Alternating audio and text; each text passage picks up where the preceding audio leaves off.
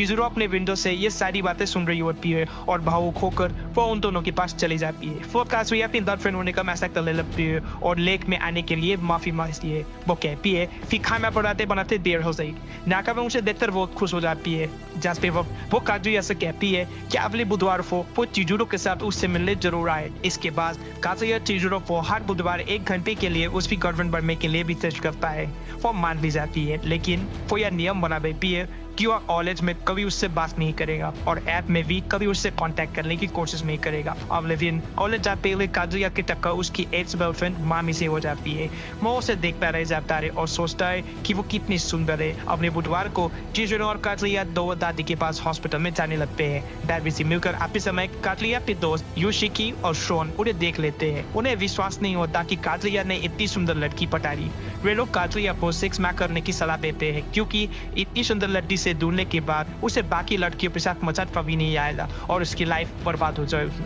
फिर लोग उन दोनों को एक स्मोकिंग पार्टी के लिए इनवाइट करते हैं जिसमें चिजुरो एक्सेप्ट करती है और वे उस पार्टी में चले जाते हैं। वहाँ उन्हें काजुया की एक्स गर्लफ्रेंड मामी भी मिलती है। काजुया को दोनों लड़कियों के बीच अपॉर्ड फील होता है और वह वहाँ से धात मचाता है, लेकिन वह चिजुरो को भी अकेला नहीं छोड़ सकता। वह टॉयलेट चला जाता है। जब वापस आता है तो देखता है कि मामी चिजुरो से बात कर रही है। मामी चिजुरो के सामने हंसते हुए काजुया की ब्रेक करने लगती है और उसे एक कामुक लड़का कहती है। काजुया शर्मिंदा पर उसकी बातों को सुनता लेता है, पर चिजुरो को ये बातें अच्छी नहीं लगती। वो उसे गुस्सा होते हुए कहती है कि ये ज्यादा तुम्हारी एक्स की प्राइवेट बात कर लेकिन नहीं है। इस पर काजुया सिर झुकाकर कहता है कि मामी जो भी कह रही है वो सब सच है। यह सुनकर चिजुरो गुस्से से वहां से चले जाती है। पार्टी के बाद मामी काजुया के पास जाती है और उसका साथ देने के लिए थैंक्स कहती है और उसके साहस की तारीफ करती है और फिर से उसके साथ जुड़ना चाहती है। मोरावे कहती है कि उसने झूठ कहा था कि उसका कोई बॉयफ्रेंड है। तभी मामी को उसके भाई का मैसेज आता है। वो घर में अपने दोस्तों के साथ है, इसलिए वो अभी घर में नहीं जा सकती। इस मौके का फायदा उठाकर काजुया उसे अपने रूम में इनवाइट करता है। मामी जाती है। इसे देखकर काजुया घबरा जाता है पर एक्सप्लेन करने लगता है कि इसमें उसकी कोई गलत भावना नहीं है। काजुया सिर झुका लेता है और खुद को एक ड्रेस की तरह महसूस करता है। मामी सॉरी कहकर उसके सर पर हाथ देती है। काजुया को इस बात का भी बुरा लग रहा है कि उसने मामी के सामने अच्छा बनने के लिए चिजुरो को लोगों के सामने शर्मिंदा कर दिया। तभी मामी कहती है कि चिजुरो दिखने में तो अच्छी है लेकिन छोटी छोटी बातों पर गुस्सा हो जाती है। ऐसी लड़की के साथ रहना भी एक मुसीबत ही है। तो वे लड़की के लुक्स के साथ साथ उसके अंदर की क्वालिटीज भी देखनी चाहिए। काजुया को यह बात अच्छी नहीं लगती। वो कहता है कि चिजुरो ऐसी नहीं है। वो मामी को अभी भी चाहता है पर वो चिजुरो की बुलाई भी नहीं सुन सकता। इसके बाद वो दौड़ते हुए चिजुरो को माफी मांगने के लिए उसके पास चला जाता है। वो उसे आज की हरकत के लिए माफी मांगता है। चिजुरो कहती है कि उसे इससे कोई फर्क नहीं पड़ता, उसका काम तो बस अपने कस्टमर को हैप्पी रखना है। अब लेकिन काजुया का ग्रुप डिसाइड करता है कि वे बीच में जाएंगे।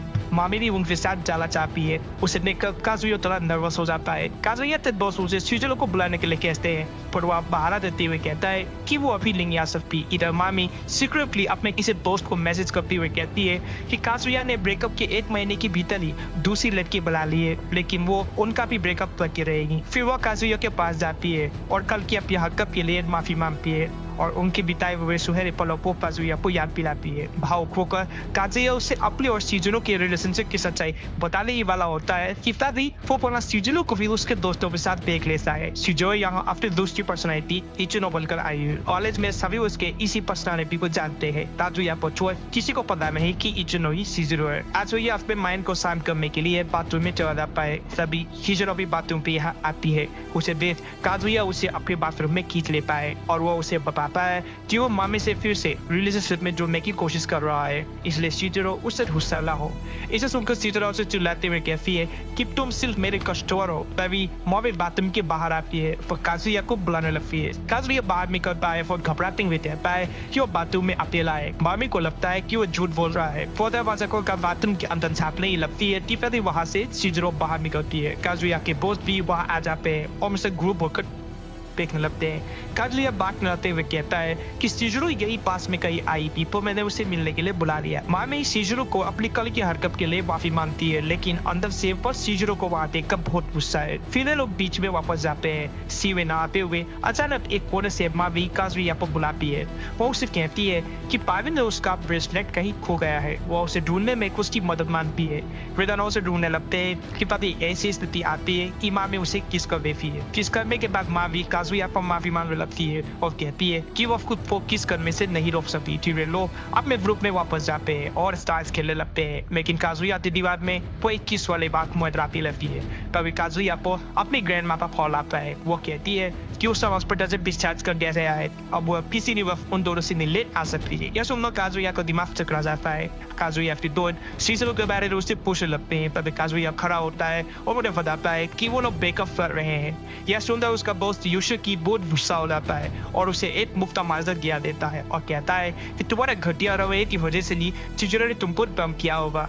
इसके साथ ही उन दोनों में लड़ाई हो जाती है। लड़ाई शुरू होने के बाद फिर दोनों वहां से चले जाते हैं। शिजुरो काजुया से कहती है अब तुमने रिश्ता तोड़ने की बात कहकर अच्छा किया, उन लोगों को हमारे बारे में कोई जानकारी नहीं है इसलिए वो ऐसे रिएक्ट कर रहे हैं। इसके बाद शिजुरो अपने कपड़े वापस लेने बाथरूम की तरफ जाती है और वहाँ उसके दोस्त खड़े हैं इसलिए वो वहां नहीं जा पाती। तब योशिकी उसके पास आता है और उसे कहता है कि वो काजुया को बचपन से जानता है और वैसा नहीं है जैसा वो एक्ट करता है। वो दिल से बहुत अच्छा है और सभी के मले के बारे में सोचता है। फिर वो शिजुरो को बहुत ईबल टीचर देता है और कहता है कि वो काजुया को एक और मौका दे। काजुया छुप कर उनकी बातें सुन रहा होता है कि तभी उतना उस पर बोलता है और उन्हें पता चल जाता है कि काजुया उनकी बातों को सुन रहा था। युशिकी वहां से चला जाता है। शिजुरो उसे ना नहीं कह पाती। शिजुरो काजुया के साथ बोट में चलने को तैयार है और काजुया से कहती है कि आप मुझसे दोस्तों को कहेंगे कि आपने अच्छी तरह से बातचीत करके ब्रेकअप किया है। बोट में शिजुरो की तबियत खराब होने लगती है लेकिन वो काजुया को थोड़ी देर के लिए अकेला छोड़ने को कहती है। तभी उसे मामी का कॉल आता है। वो काजुया से कहती है कि वो उससे मिलना चाहती है और उसका होटनपुर में वेट कर रही है। काजुया वहां जाने को तैयार हो जाता है और वो मामी को 15 मिनट के अंदर पहुंचने की बात करता है। तभी आश्वस्त शिजुरो बाहर की तरफ निकलती है। पानी की एक लहर से बोट हिलने लगता है जिसमें शिजुरो खुद को संभाल नहीं पाती और समुद्र में गिर जाती है। काजुया या नेको स्तब्ध हो जाता है और अपने फोन को फेंक कर शिजुरो को बचाने के लिए समुद्र में कूद जाता है। काजुया किसी तरह उसे बचाने में सफल भी हो जाता है। जब समुद्र के किनारे शिजुरो की आंखें खुलती है तो अब पाती है कि काजुया भी पास ही बेहोश पड़ा है। उसे याद आता है कि काजुया ने उसे बचाने के लिए समुद्र में डुबकी लगाई थी। फिर वो उसे पंप करके उसकी सांस लाने की कोशिश करती है पर कुछ नहीं होता। फिर वो अपने मुंह से उसके मुंह में सांस भरने लगती है। तभी वो अचानक हाफते हुए जाता है। कोस्ट गार्ड भी उन्हें ढूंढ लेते हैं और उन्हें वहां से निकाल लाते हैं। वे उन्हें हॉस्पिटल में ले जाते हैं। वहां से निकलने के बाद काजुया मामी से बात करना चाहता है पर मामी उसे इग्नोर कर देती है। फिर काजुया अपने घर चला जाता है और मामी की फोटोज को देखकर मैथम करने लगता है लेकिन उसे बार बार शिजुरो की ही याद आती है और उसे महसूस होता है कि वो शिजुरो से प्यार करने लगा है। पर क्या शिजुरो उसे प्यार करती है? अगर नहीं तो उसे पटाने के लिए उसे 4 से पापड़ बनने पड़ेंगे।